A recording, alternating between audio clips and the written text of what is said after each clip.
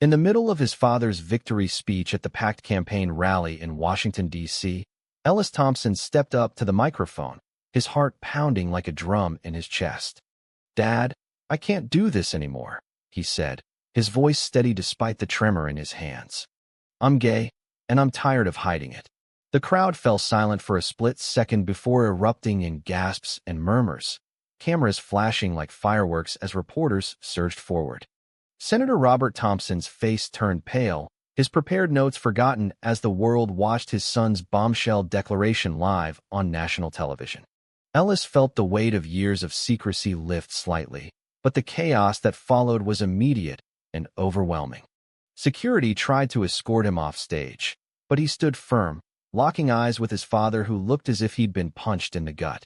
His mother, standing beside the senator, covered her mouth with her hand, tears already welling up. This was not how Ellis had planned to come out, but after months of internal torment, the moment had arrived unannounced, triggered by the sight of his father promising a future built on traditional family values that excluded people like him.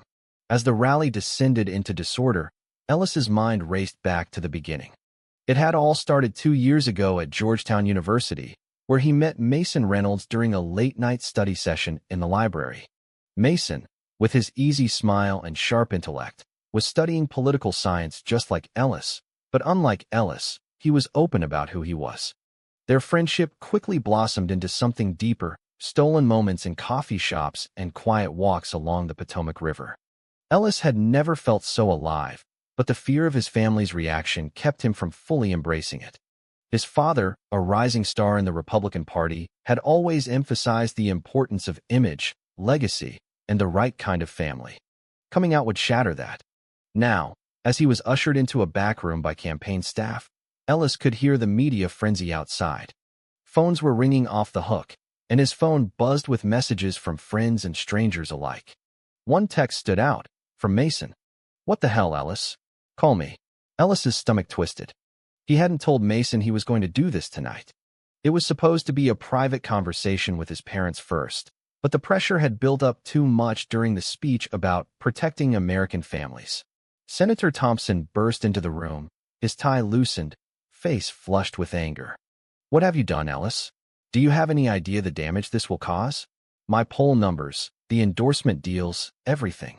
His voice echoed off the walls, a mix of betrayal and panic. Ellis stood his ground, though his knees felt weak. "I couldn't lie anymore, Dad. This is who I am." The argument escalated quickly, with his father accusing him of selfishness, of throwing away the family name for a phase. His mother tried to mediate, but the damage was done. By morning, the headlines were everywhere. Senator's son comes out as gay during rally. Political fallout begins. Ellis left the event alone, driving to a hotel downtown to avoid the paparazzi camped outside the family home. He called Mason, his voice cracking as he explained. Mason was supportive but hurt that Ellis hadn't confided in him. "I love you, Ellis, but you can't keep making decisions like this without me." Their conversation ended with promises to meet the next day, but Ellis knew the road ahead was fraught with challenges. The hotel room felt too quiet after the roar of the rally. He stared at the ceiling, replaying every word his father had shouted. Years of Sunday dinners where the senator drilled into him the importance of duty, of being the perfect son who would one day carry the Thompson legacy. Ellis had smiled through it all, dating girls in high school to keep up appearances, but the guilt had eaten away at him until he couldn't breathe. Mason had been the first person who made him feel seen, not as the senator's son, but as himself. Their first kiss had happened on a rainy afternoon in Mason's tiny off-campus apartment, simple and honest, no grand declarations, just two guys who fit. Now that honesty had exploded into the open, and Ellis wondered if he had destroyed more than his father's speech. The phone rang again. It was his mother. "Come home, Ellis. We need to talk as a family." Her voice was soft, but he could hear the strain. He agreed, knowing the conversation waiting for him would be anything but easy. As he drove through the early morning streets, the city lights blurring past, Ellis felt a strange mix of fear and relief. The secret was out. There was no going back. The next morning, Ellis pulled into the driveway of the family estate in Virginia. the same house where he had grown up attending political fundraisers and learning to shake hands like a professional. Reporters lined the street, but security kept them at bay. Inside, the atmosphere was thick with tension. His father sat at the head of the dining table, coffee untouched, eyes red from lack of sleep. "We can fix this," the senator said without greeting. A statement saying it was a joke, stress, anything. "The party will spin it." Ellis shook his head, sitting across from him. "No, Dad. I'm not lying anymore." His mother poured tea with shaking hands, trying to keep peace. "Robert, maybe we should listen."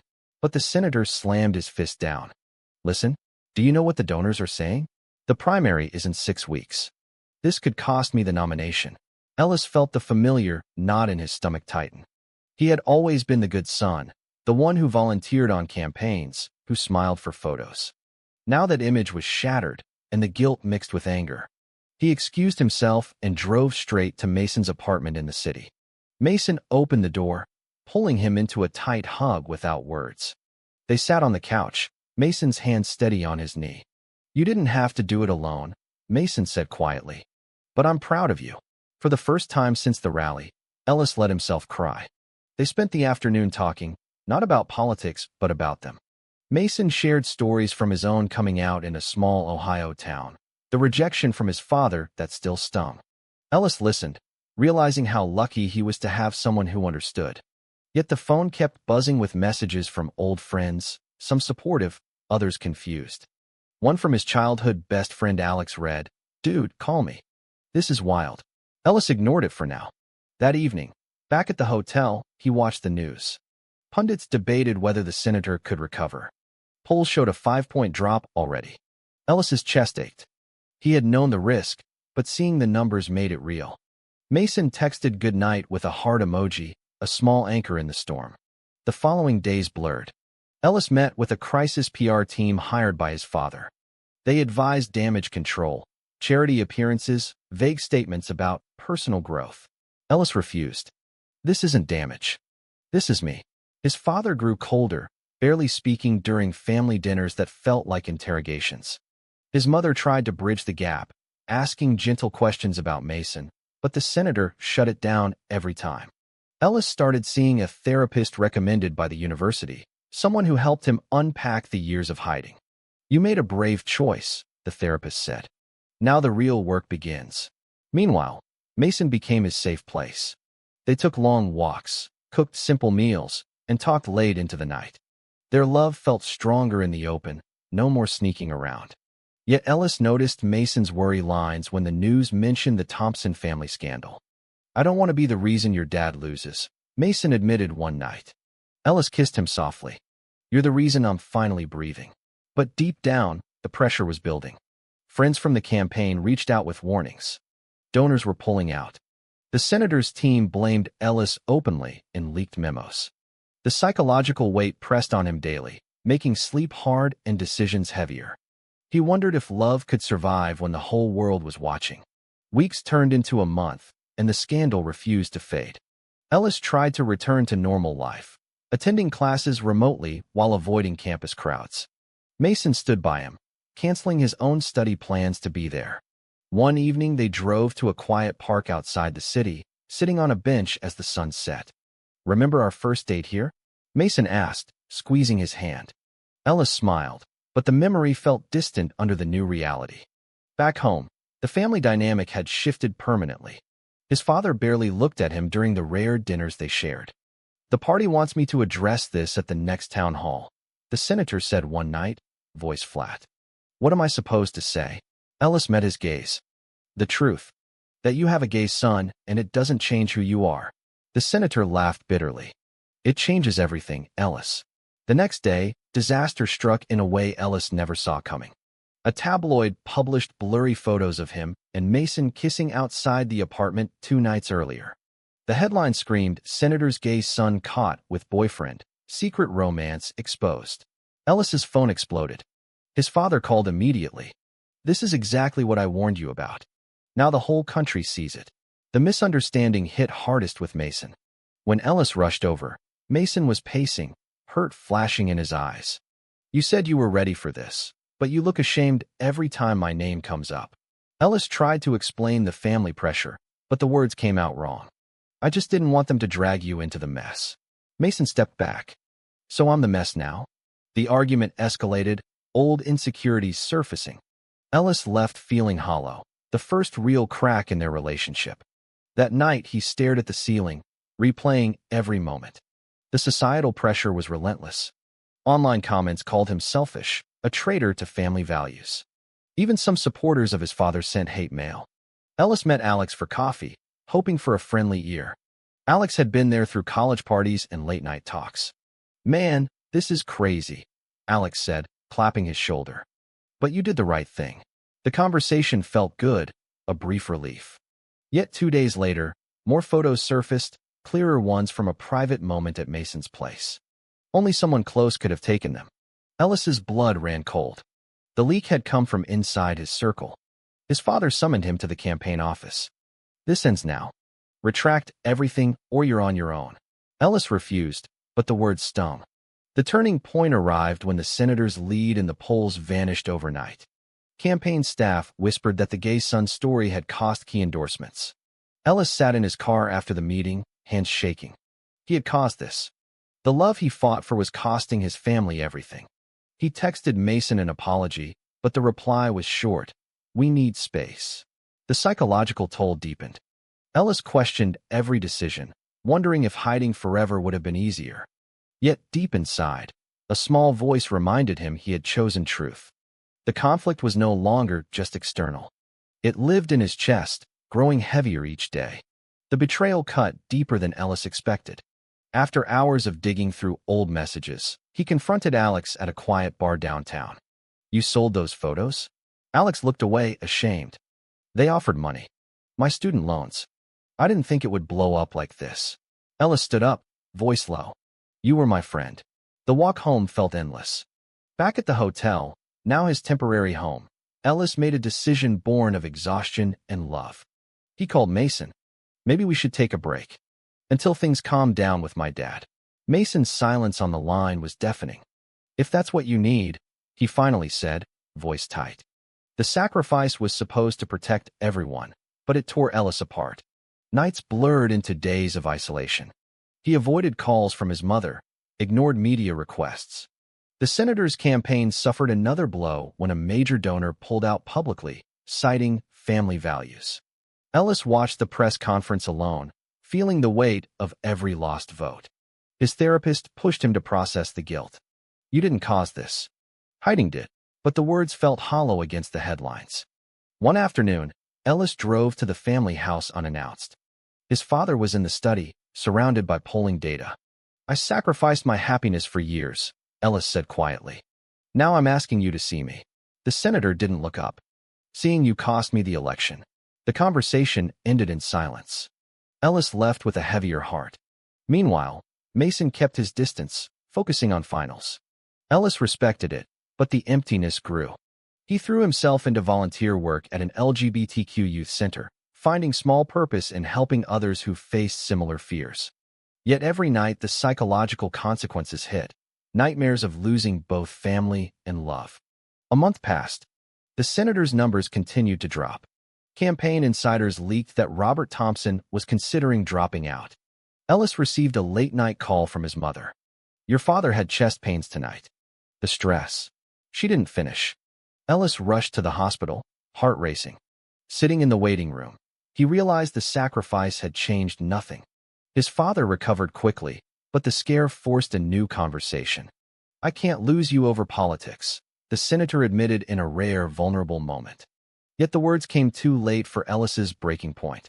He had given up Mason for nothing. The betrayal from Alex, the misunderstanding with Mason, the family rift, all converged into a single realization. He had to stop running from himself. Ellis drove to Mason's apartment at dawn, ready to fight for what mattered. The decision felt like the first real step toward growth. Mason opened the door in sweatpants, surprise flickering across his face. Ellis. They stood there for a long moment before Ellis spoke. I was wrong to push you away. I thought sacrificing us would fix everything, but it only broke me more. Mason pulled him inside, and for the first time in weeks they talked without walls. Tears came as Ellis described the hospital scare, the betrayal by Alex, the endless guilt. Mason listened, then shared his own pain. I thought you regretted us. The misunderstanding cleared like fog lifting. They held each other, the love that had survived the storm feeling stronger. The major turning point arrived the next week when the senator called a family meeting at home. No campaign staff, just the three of them. Robert Thompson looked older, lines etched deeper around his eyes. I lost the primary yesterday, he said flatly. The party moved on. Ellis braced for anger, but his father continued softly. I blamed you, but the truth is I was scared. Scared of what people would think, of losing the life I built. For the first time, the senator listened as Ellis described growing up feeling invisible, the pressure to be perfect. His mother added stories of her own quiet support. The conversation stretched into hours, raw and honest. Secrets surfaced. The senator admitted he had suspected for years, but hoped it would pass. Ellis forgave the harsh words, but stood firm. I won't go back in the closet. His father nodded slowly. I don't expect you to. The emotional climax built when Ellis brought Mason to dinner the following Sunday. The table was tense at first, but Mason's calm presence helped. The senator asked genuine questions about Mason's studies, his family. Small steps, but real. Outside, the media storm had quieted as news stories took over. Ellis returned to classes, walking campus openly with Mason's hand in his. The psychological consequences lingered, but therapy helped him process them as growth, not failure. Friends who had stayed loyal reached out, rebuilding trust slowly. Alex sent a long apology letter. Ellis chose not to reply yet, but the door wasn't slammed shut. The senator announced he would not seek re-election, citing time with family. In private, he told Ellis the decision brought unexpected peace. I thought the career was everything. Turns out watching you be brave showed me what matters. Ellis felt the shift in his chest, the acceptance he had fought for finally arriving, imperfect but genuine. He and Mason moved into a small apartment together, simple and theirs. Late nights talking about the future replaced the hiding. Ellis volunteered more at the youth center, sharing his story anonymously to help others. The journey had tested every relationship, but surviving made them stronger. Months later, Ellis stood on the balcony of their new apartment, watching the city lights with Mason's arm around his waist. The scars remained. His father had stepped away from politics entirely, focusing on writing a memoir about family and change. Their relationship was healing slowly through monthly dinners, where real conversations replaced old expectations. His mother had become an advocate for LGBTQ families in political circles, surprising everyone. Mason graduated with honors and landed a job at a nonprofit focused on youth rights.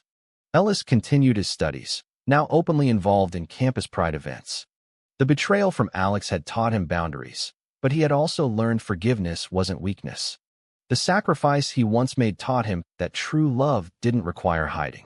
Every decision, every consequence had shaped him into someone who no longer apologized for existing. One quiet evening, Ellis received a letter from his father. Inside was a simple note. I'm proud of the man you've become. Let's keep talking. Tears blurred the words. The journey had been painful, filled with misunderstandings, public humiliation, and moments he thought would break him. Yet here he was, accepted not despite who he was, but because of it. Mason joined him on the balcony, sensing the emotion.